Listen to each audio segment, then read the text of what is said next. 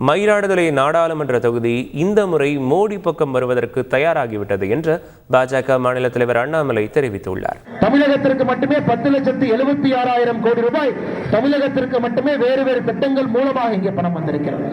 ஏழை மக்களுக்கான வீடாக இருக்கட்டும், கழிப்பறையாக இருக்கட்டும், கேஸ் அடுப்பாக இருக்கட்டும், வங்கி கணக்காக இருக்கட்டும், எந்த திட்டமாக இருந்தாலும் கூட ஏழை மக்களை நடுவில் வைத்து நம்முடைய ஆட்சி நடந்து கொண்டிருக்கிறது.